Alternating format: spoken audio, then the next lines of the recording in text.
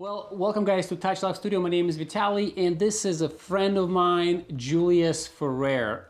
We've been friends for a very long time, probably over a decade at this point. Yeah, 15, 17 years. 15, 17 years. And Julius happened to be a videographer and he is a diehard Sony user while I am a diehard Nikon user. So we're gonna have a little bit of a debate.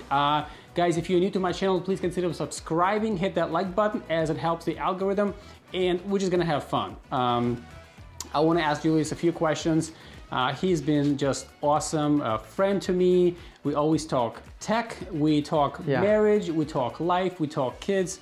I mean, we spend a lot of quality time. And all around. So, so Julius, why don't you tell us a little bit about yourself and how did you just get into this thing, videography?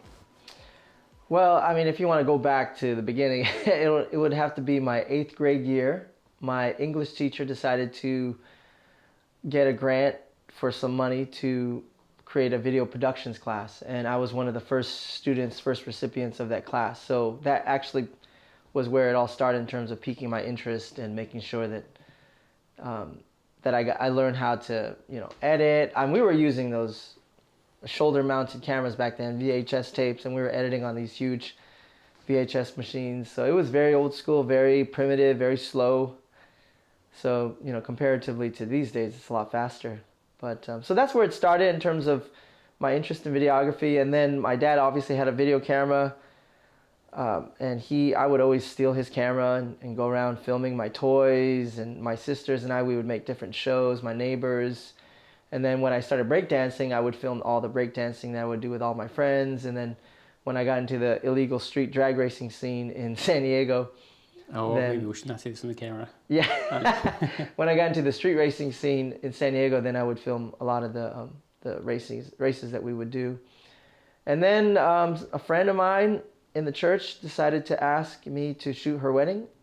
That was in 2002. So it's been 20 years since I shot my first wedding. Of course, I didn't really get into wedding videography until I came into Connecticut when another friend said, "Hey, can you shoot my wedding?" Who was that friend? It was actually it was my wife Heather.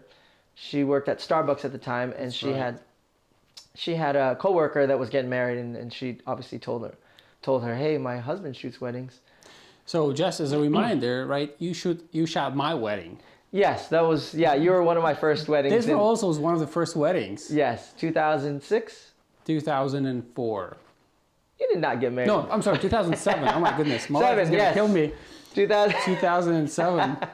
2007, when I shot your wedding, which I wish I could have had better gear at the time, but I had what I had. No, that's funny thing. We actually were looking for a videographer at the time, and I think our lives kind of aligned at the time. Yeah. And we met each other, and you did an amazing job with my wedding. I mean, at that time, what anybody could do, you pulled it off. I was like, we were so happy with that. Yeah, I wish I could go back in time and watch myself, see how I filmed weddings back then. But was it a film or was it digital at that point? Oh, I was using a Panasonic DVX100B, so it was a high 8. Yeah. Mini DV tapes. Okay. Yeah, so it was all on tapes. I still have your wedding actually on those tapes. I need to transfer that to like some actual file because I think I have it on a DVD. Yeah, you can do an MP4. So obviously you transitioned from that. Can you tell us a little bit also like what kind of gear have you been using? Because I remember you were a Canon user at some point.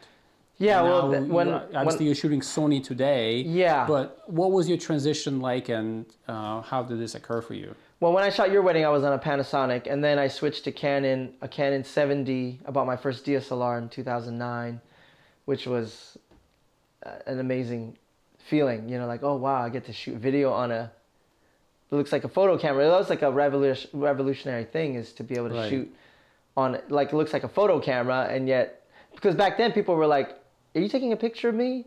Like, no, I'm doing video. And what camera was that? Canon 7D. Canon 7D. Yeah. Okay. It was a really good camera back then, and I had it for almost 10 years.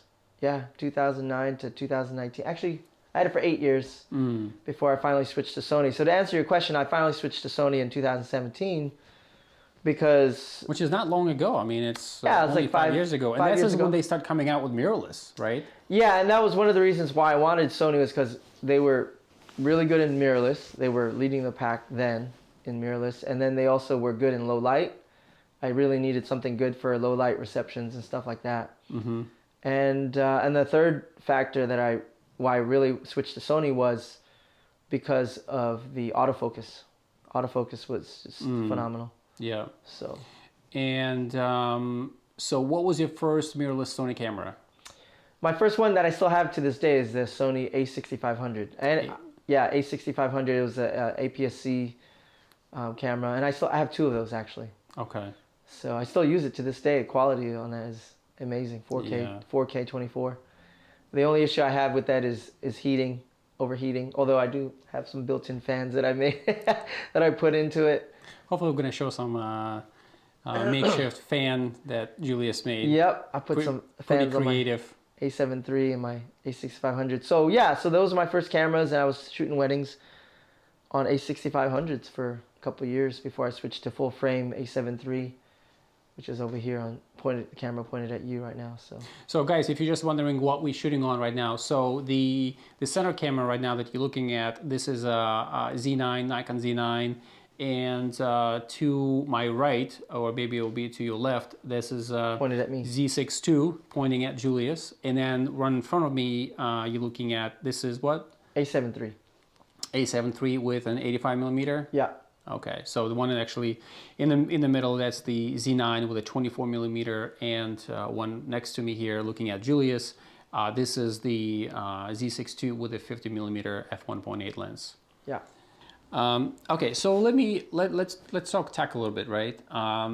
So obviously you've been pretty happy with Sony shooting now. Yeah, You have very crop happy. sensor camera. This is what we have here. This is the Sony FX30. It's their latest cinema camera. This is the one that just literally Yeah, it just came out like a couple months ago. Right? Yeah, and that's my Sony FX3.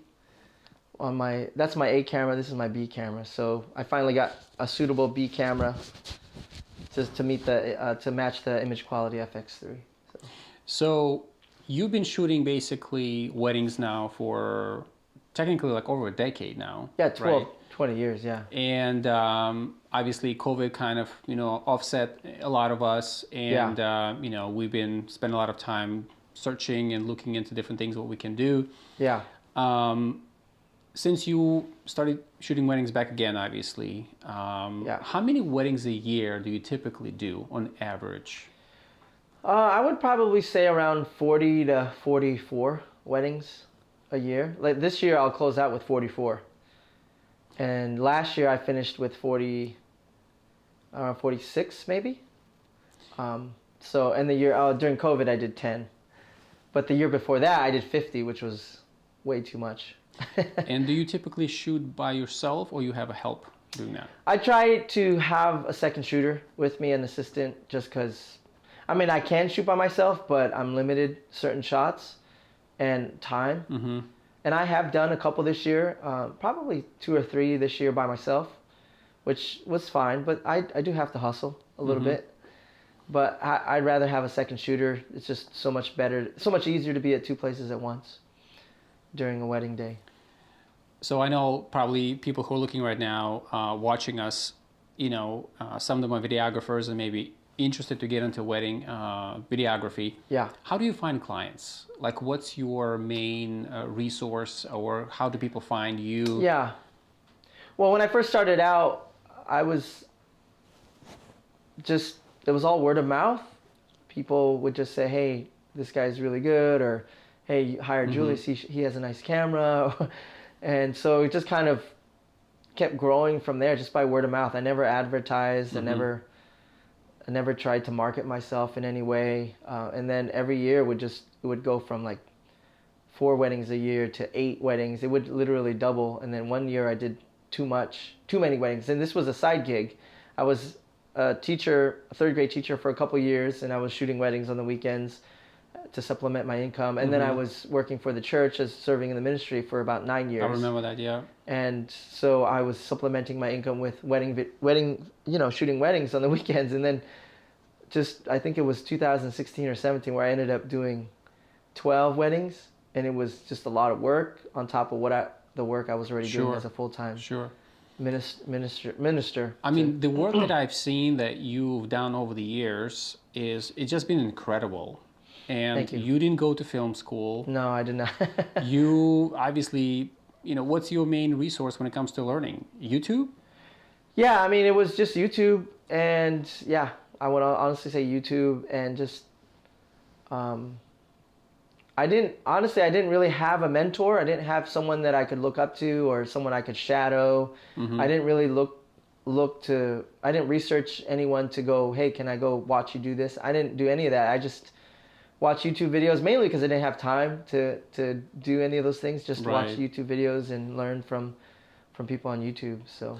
Well, you are my mentor, just so you know. I mean, I look up to you in such a big way. Well, yeah, we definitely have a lot of great chemistry through the years talking about cameras. I remember when you bought your first DSLR and we talked about it at Starbucks. We were looking at it, or you went to my house, I think. That's right. Yes. Went to my house and we were looking at it and talking about it, and but yeah. But as far as answering your question about finding clients, so in the beginning it was just word of mouth, and then obviously when I went full time freelance videography. In 2017, I went on Wedding Wire, and then The Knot, and I did some other online resources that I tapped into. And then from there, obviously shooting a lot of weddings, you meet a lot of photographers, talking to photographers, networking. Hey, a lot of them don't know any videographers personally, so when they see that I'm fun to work with, I'm easy to work with, I'm very cooperative, and they see my work, then they're like, hey, can I use you as a lead videographer for my couples? And I go, yeah, absolutely, that would be awesome. So they usually refer their couples to me when their couples are looking for a videographer, and so that's always a nice way to market, is through the photographer. And then also wedding coordinators, got to get in there with the wedding coordinators, because those guys know a lot of people in the business and they know a lot of couples. They get a lot of clients, so they also refer me. And then also people at venues, so like the maitre d' or whatever, whoever's the project manager at the venues also can refer me to their couples that sign up for their venues. So if people want to find you online, let's say Instagram, Facebook, or YouTube, where is the best resource to find you and follow you? Maybe where is it you post? I do have my own website, www.firstandlastproductionsllc.com. But then I'm on Instagram a lot. So you'll see a lot of my work there, my best work, and I'm on TikTok, and I'm on Facebook, but I'm not heavily in Facebook as much as I am on Instagram or TikTok. So, do you find it very demanding to manage, shoot weddings, edit, and then also try to stay on top of the social media, to post things so people can follow you, people can request you for a wedding and things like that? Yeah, social media is a whole nother beast. So I try to post once or twice a week.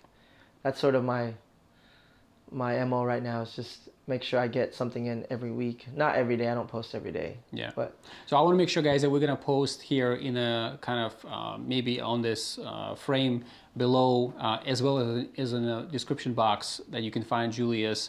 If you're interested in his work, I mean, his work is truly amazing, and if anybody's looking for a wedding videographer, this is the guy. If you are on the West Coast, California, and everywhere in between, all the way up to East Coast, this is the guy. By the way, have you ever done any international weddings? No. I honestly, just because I have a family and a wife and kids, I kind of want to stay close to the New England area. I try not to market myself as a destination filmmaker or, travel videographer. I just kind of want to stay close. I think if you can only find ways to clone yourself all throughout the, states and internationally, I mean, the quality of work people would get just, seeing your, have you ever considered maybe creating a class? I know it's a completely different direction maybe from what you're doing, but be able to teach people. Yeah, I think long term, absolutely. I think I want to be able to branch out into, I'm not at a place to do that right now, but I would love to be able to, create some kind of master class, or, start my own YouTube channel like you are doing, or, just provide a lot more tips and tricks, and kind of, because I've been doing this a long time. So not that I know everything. I still have a lot more to learn. Obviously, I'm learning a lot. I actually want to kind of branch into more of the cinema cinema side of things, like kind of like the knowledge of people who go to film school and things like that, using more cinematic cameras like the Sony Venice or the Red Komodos or any of those cameras. I think those are, you know, kind of like Netflix approved cameras. Although I know the FX3 is Netflix approved, I just want to, I don't know, maybe branch into more like commercial work or documentary work or just more set kind of filmmaking. I think that would be kind of cool. So you mentioned these couple other kind of, you know, high-end cameras, Komodo, expensive, Red, and so let me ask you this question: if you were to have an unlimited budget, and what camera and what camera brand would you just literally go to B&H or Amazon and purchase right this minute? Well, I would just stick with the Sony just because that's sort of my ecosystem that I'm a part of. And I really like the Sony brand. I really like that they listen to their you know, clientele, and they try to change their products based on what their users are experiencing. So Sony Venice all the way, or a couple of Sony Venice cameras, and obviously nice lenses, nice cinematic lenses that go with it. Maybe make a documentary. Yeah, going to B&H is like a kid in a candy store. I would absolutely love that. So speaking of lenses, do you have a favorite lens and maybe go-to lens? Yeah. Obviously, it all depends on the situation, Yeah. and maybe if you are outdoors or indoors. But do you have the one that maybe it's like, oh, this is my favorite lens just for whatever reason? Yeah, I mean, I use my 35mm Sigma 1.4. That's like, you can't lose with that. I mean, you can get close, you still get nice bokeh effect. You can go far, it still looks nice and sharp and clean. 35mm you can't lose. I know some people love the 50. I don't really use the 50 too much. Sometimes I might, but rarely. But if I were to, the next lens from the 35 would be my 85. I just love the 85. It's so, just the bokeh on that, it's so buttery. I know the 85 has this kind of a special look and feel. Yeah, that, especially with the face, with the human face, it just looks so... I think it compresses the image so nicely. Like when I'm shooting a first dance, for example, at the reception, it just, and I'm kind of moving slowly, and I kind of see the couple's face in the frame. Mm-hmm. You can kind of see the background move with the lights. It's just like, it's like a money shot for me. So this is a pretty impressive setup that you have here. Yeah, it's How heavy. many pounds is that? That's 13 pounds. I'm not carrying it the whole time. Sometimes I'm just, you know, I carry it, film a little bit, and then I kind of put it down. So I just lifted up as we were coming up here upstairs, and I was carrying with my one hand. You know, it's a little bit awkward, but in the way it's balanced, I was like, man, how do you hold this for the entire day? Well, it's meant to be held with two hands. Yeah. So one-handed, it's gonna be too painful. So I kind of have it. I tried to figure out a setup that would kind of meet my needs, and so obviously I like the screen to the side.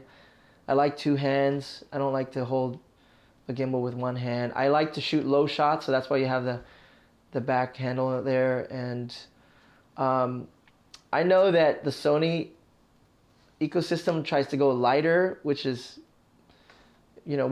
sort of their MO. But I needed to put a small rig cage on the FX3 just because I wanted to attach a microphone and some other kind of like the front mat box here and stuff. So it did end up being heavier, but it suits my needs. Some people would say it's a little too heavy, but I'm not like Justin Porter of Texas. He uses like the whole backpack and the string, and that makes sense for like heavier cinema cameras. Right. But I still want to stay light, and I don't need to carry it the whole day. I just kind of put it down on the ground from there. So what kind of a gimbal is this? This is the Zhiyun Weeble something? Oh yes, Weeble 3. Weeble 3, okay. Yeah, Weeble 3, and it's very good. I mean, I have an extra power bank here to supply the battery to the gimbal, so I don't have any issues with battery. It just charges it throughout the day, and I can pretty much go a whole wedding with it. So yeah, it's light. It's light overall. Like I don't think I have any problems with it being too heavy if I'm carrying it. So. And then obviously this is very similar, except this one is FX30. No, this is FX3, Yeah, and this is FX30. FX30, yep. I mean, they literally look so identical, Yeah. honestly. They are identical in terms of the body and design and all the button layouts. It's just an APS-C sensor, very small, Yeah. very smaller sensor size. That's it. I mean, this camera would be great for somebody who is doing talking heads, talking shots, right? For even YouTubers and stuff like that, right? I mean, this is a great camera. So speaking of cameras now, right? So I have been a Nikon user, and Nikon kind of been a little behind maybe in the video department over the years.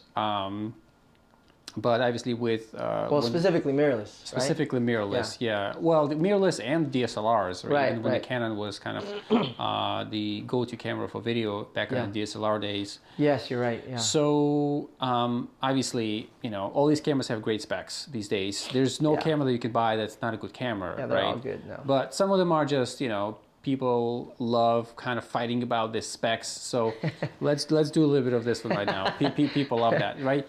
So Nikon Z9, obviously, it's not a cheap camera. It's a flagship that they released.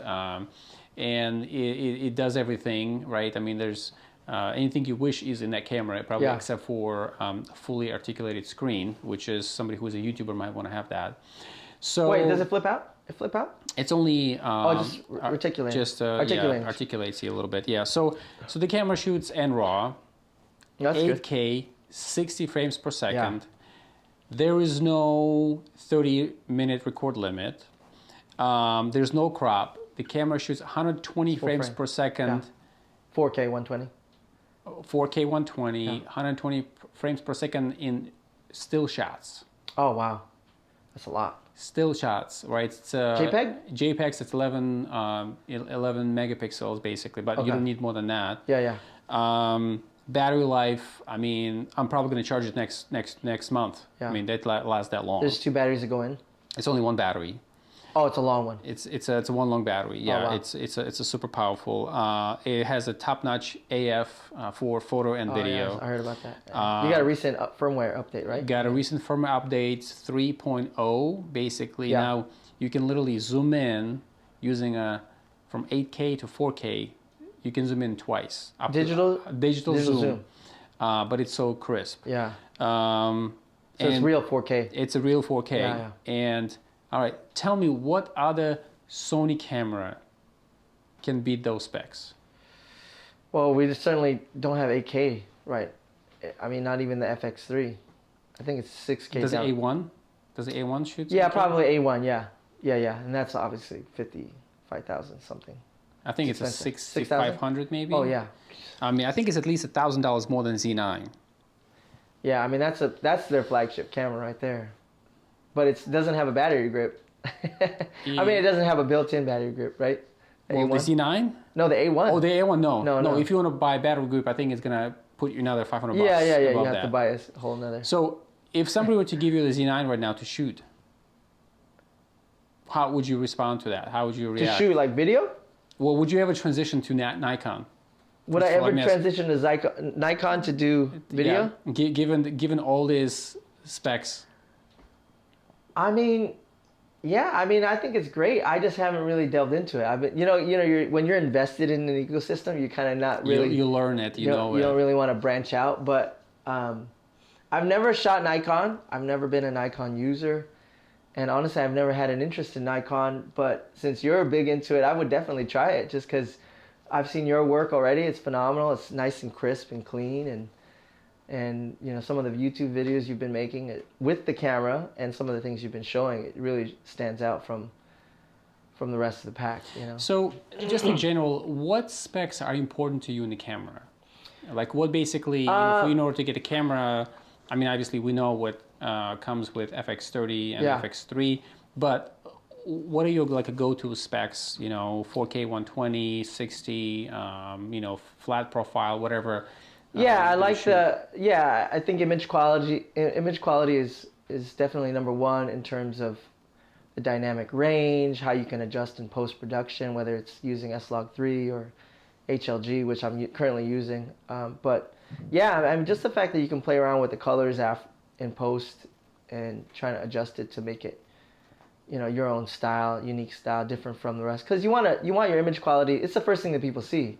It's like, is his work, does it look good? Does it look clean? And I'm still learning. I had a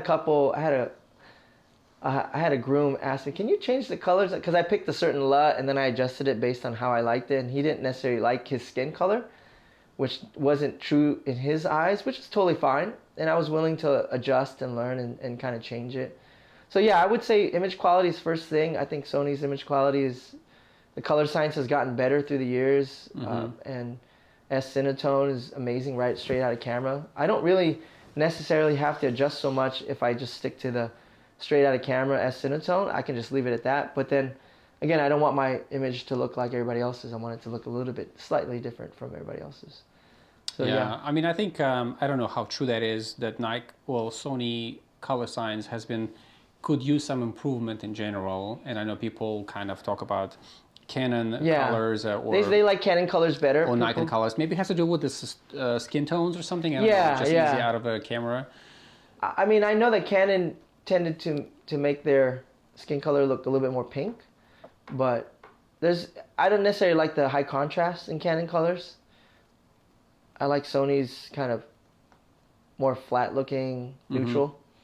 So obviously if you want to bump up the saturation a little bit, you can.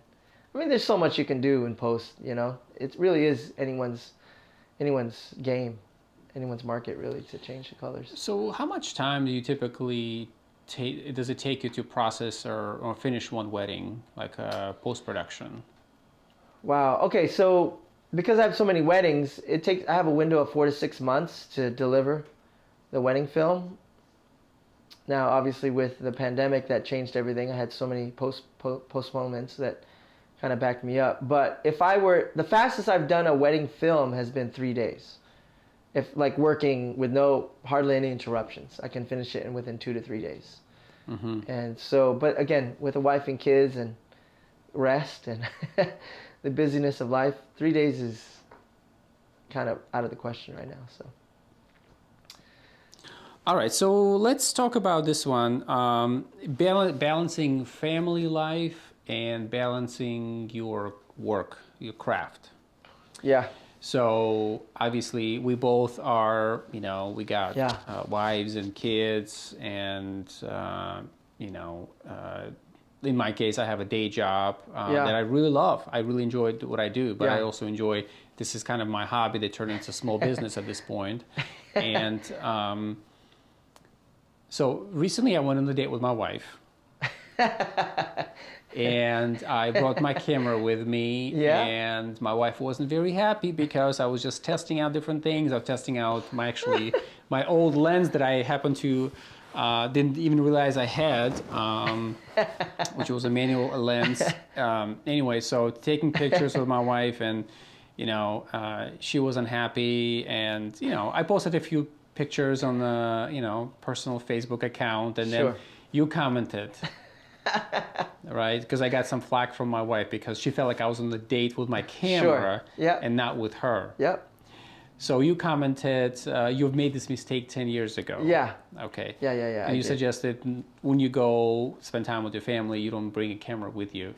So that's the difference, is spend time with your wife versus spend time with your family. So when I spend time with my family, I do bring my camera. Yeah. Okay. But when I spend time with my wife on a date, I don't bring my camera. So can you give us advice of, balancing your personal life and balancing your work, that you may be feeling very passionate about it, and you just, sometimes, obviously with photo and video, you can just really, forget about the time.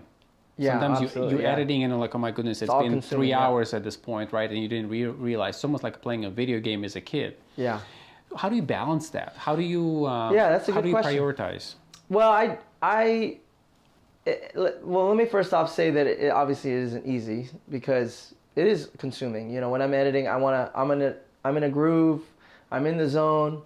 I don't want anyone to interrupt me. I don't want anyone to stop me or tell me, distract me from it. So videography is a lot of concentrated work. So the way that I balance it, the way that I've been learning how to balance it, is simply from 4 p.m. to 8 or 9 p.m. That's just family time. Like I can't I can't be working during that time. That's time to spend time with my kids, spend time with my wife, prepare dinner, you know, help with the homework, play with them. So yeah, I try not to work during that time, although it is tempting to want to be on the laptops, you know, reply to some emails, send out some emails for some leads or do some administrative work. But yeah, I try not to work during that time. And then when the kids go to bed, then I can go back to work until midnight, or, you know, burn the midnight oil till 1 or 2. Or I do go to bed with the kids at 9 or 10, or whenever they go to bed, 8 or 9 or 10, and then wake up early at 4 a.m. and start work again before they get up for school and stuff. So that's sort of how I've been balancing it. I would prefer not to burn the midnight oil. I would rather wake up early at 4 and then work until 7 when the kids get up, and then resume work again around 8:30 when the kids are back on the bus. So how many hours a week do you think you work just doing videography, wedding videography, especially probably summertime? Yeah, I mean, it depends. It's 6 days a week. I try to take 1 day of a break on Sunday and not really work on Sundays, just kind of relax. But sometimes I shoot weddings on Sundays, and sometimes I do portraits, you know, portrait work, shoot portraits on Sundays. But if that's the case, if I do work on Sundays, then I take Mondays off and just kind of relax and reset my brain. But it can be anywhere between 40 to 60 hours. It just depends. It kind of fluctuates. I haven't really tallied it. I don't really, you know, that's the thing about freelance work, is you don't clock in, clock out, and know how many hours you actually work. But I do work at least 8 to 10 hours a day, every single day, for about 6 days a week. So. In general, I mean, you find that your wife is very supportive of what you do. She loves what you do. I mean, it's obviously, it pays the bills and more. Yeah, my wife is very flexible, and she's very communicative about the schedule, and she kind of gives me a heads up about different events or activities that need to be done with the kids. But yeah, she used to second shoot with me in the very beginning. I remember that, yeah. Yeah, she used to second shoot with me and be the second cameraman. So she kind of knows the deal. Actually, the first wedding we shot, she was there. She was helping me out. And she actually just recently helped me out this last wedding, this past Sunday. But she did more of the live stream, and she did like the projector screen that they wanted to show a video during the reception and stuff. So yeah, I couldn't run this business honestly without her. She does a lot of the finances, does a lot of the kind of scheduling in terms of not just the kids' schedule, but just making sure, hey, you have a wedding coming up. You know, do you have a second shooter or a second assistant or whatnot? And yeah, she's on top of it. I'm so grateful for her. So I mean, that's great to have a supportive, you know, spouse. I mean, my wife is very supportive too. There are times, I mean, I'm looking for feedback from her, and I'm like, did you watch my last video? Yeah. My last YouTube video? She's like, she would roll her eyes. I'm like, and it's like, I'm making her do something that, you know, she's busy enough with a lot of things, and it's like, and I'm like a little kid walking behind her. Hey, you want to watch my YouTube video? Yeah, I don't share any of my wedding videos to my wife anymore. She's seen it enough to know what it's like, but I do share with her video, like TikTok videos that I make. I share those with her because they're only like 10, 15 seconds. So yeah. They're a little bit, like I shared today, TikTok I made recently. It was only 15 seconds long, but she loved it. She was there at the wedding when I filmed it, so to be able to see it again in a TikTok video, she was really laughing about that. So it was a funny piece. So that's awesome. Yeah, no, I think, but regarding the date, yeah, I mean, it was a date, and I took my camera, and I was taking pictures of her and the landscape and the bridge, and next thing you know, she was so upset because, you know, I was focusing more on my camera and not on her. So she was hurt. We talked about it, and I said, okay, you know what, I'm not going to bring my camera anymore on a date.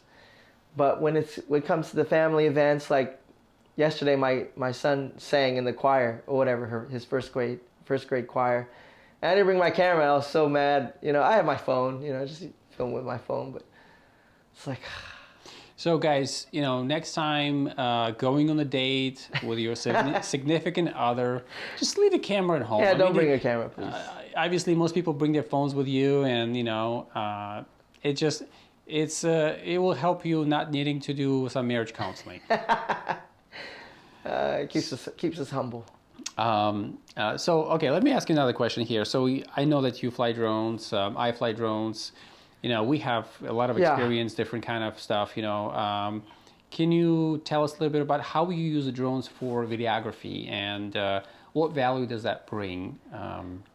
Yeah, Well, I've been flying drones since 2015. My wife bought the first Phantom, which is all super manual, just kind of straight out of the box, just trying to fly this thing. You know, it would fly away, and you're like, ah. So it's been a while since I've been flying drones. I just use it mainly for setting purposes, just kind of over the venue, over the church building, and that's really what I mainly use it for. I think it does provide a professional look to the wedding film, and it's become standard. I think every wedding videographer's got to have a drone. If you don't, you're a little bit behind the 8 ball on that. But what's your I guess what's your latest drone that you've been using for your work? I've still been using the Mavic 2 Pro since 2019. It's great, right? I mean, yeah, the image quality is great. I haven't really seen a need for an upgrade since then. Obviously, the Mavic 3 Classic just came out. I was considering it, but I was like, no, I'm fine with my Mavic 2. Unless I crash into a tree or, you know, if someone steals it, I'll definitely upgrade to the Mavic 3 Classic. But yeah, right now the image quality is still great, and I'm loving it. And I honestly don't use it a lot during a wedding. I just kind of fly before the wedding starts, or wedding day, work day starts, and I just kind of fly over, and that's it, I'm done. Sometimes I might use it during the couples session when I shoot the couple. It just depends on the time and availability. So I might use my Mini. I actually have the Mini 2, DJI Mini 2, and I'll fly that instead because it's a little bit more. It's compact. It's yeah, it's compact. It's portable. It's right there, right? Yeah, if we're at the golf course, I'm not gonna carry my big Mavic 2 Pro. I'm just gonna carry my little Mini 2 and then get on the golf cart and drive to where the couple is, and fly over them there. You know, it's funny. Sometimes I think about all these different, camera gear and photo. Honestly, like we as adults, we're not any different than the kids. You know, the only difference, our toys tend to be more expensive. Yeah, yeah, it's and definitely we can make money with it, right? We can put to use. You know, we can do this right now, right? Like we're recording, and we're sharing our experience with other people. Yeah. And hopefully, you know, people find value in these kind of things. And but obviously, it's, you know, these things can get pricey. After a while, you kind of have to. Yeah. Some people have I guess what they gas syndrome, right? Gear acquisition syndrome. Yeah. Where people just keep buying this and buying that. I mean, I'm getting to a point where like I don't know if I want this and or need that. I mean, then it's just like it's more stuff to keep track of. Yeah. And then you finding like, okay, you haven't been using this for quite a while. Yeah. I mean, I actually ended up selling some of my gear because I'm like, I'm not using it, especially with DSLRs. I'm fully mirrorless right now. Yeah. I don't have anything from DSLR era. Yeah. I mean, except I would say, you know, F-mount lenses I still use for my cameras. But other than that, it's like, you know, mirrorless, you know, full force. I mean, it's, and like, I don't know if I need more than 2 or 3 cameras at this point. I mean, yeah, it's interesting to think about because you do gather all this gear and then you use it to some degree, you know, maybe some more than others, and then you realize some are gathering dust on the shelf, and oh, I don't use those anymore, they're in a box somewhere, and then you're just like, oh, what I really need is just this is it, this is all I need right here. And I feel like I'm at a place now where I'm like, I have everything I need. If I'm gonna get anything beyond what I have now, it's just excess, you know, it's just too much at that point. Yeah, so, I feel like I need to be like a scaling down at some point. I mean, it's not like I am looking to acquire more stuff at this point. It's just like, you know, maybe a couple more lenses that maybe I would love to get. I know. Yeah, I was thinking lenses too. Nikon, I think, is going to come out soon with 85 1.2. Yeah. Canon users have been very, very happy with having 85 1.2 that they have. Yeah. For especially wedding photographers, and I think they're gonna. That's a nice lens. I think the 35 1.2 maybe they're gonna come out to, or maybe 135 1.8. I think you have a 135 1.8, do you? Yeah, 135 Sigma. How do you use that one for? Well, right now it's on my 6500. I just use it mainly for the side shot pointed at the bride, and then I also use it for the reception toasts pointed at the one speaking. I mean, this is kind of almost like a poor man's 200 f2, which has kind of been like one of those highly desirable lenses. It's a fantastic lens. I absolutely love it. And so obviously if you put 135 in the crop sensor camera, I mean, you are almost at 200 millimeters right there, Yeah, right? exactly. I mean, it's kind of like... It really gets in there. It really reaches my... It's a great lens. So, yeah, so right now it's it's a on Sigma lens, right? Or is it, yeah, or is Sigma. it Sony? It's a Sigma. Sigma. 1.8, yeah, it's on my Sony A6500, and I think what I was gonna say is that, you know, for a while my APS-C lenses were gathering dust because I wasn't really using my APS-C cameras as much as I used to. They weren't my A and B C cameras anymore. But now that I have the FX30, they've come out of, you know, the dusty shelf, and now I've been able to use it again because of the Sony FX30 being APS-C. So this is awesome. I love it. I love just talking gear stuff it's I haven't really done this before, so thanks for the opportunity, and it's been a blast. So if people want to find you one more time, can you please tell us where to go, your website, where to follow you, that people can see your work and ask questions, or maybe hire you for a wedding perhaps? Yeah, I'm at www.firstandlastproductionsllc.com, and Instagram's the same thing, at firstandlastproductionsllc. TikTok, same thing, and Facebook, you can find me under First and Last Productions easily enough. So my face will pop up on the handle. So yeah, thank you so much for having me. This is great. I appreciate it. Well, thanks for coming over on my show. It's been great to chat about everything, life and work. And guys, thank you so much for watching. Please consider subscribing if you haven't done so already. Hit the like button, as it really helps to push the videos and the algorithm forward with YouTube. And we will see you in the next video.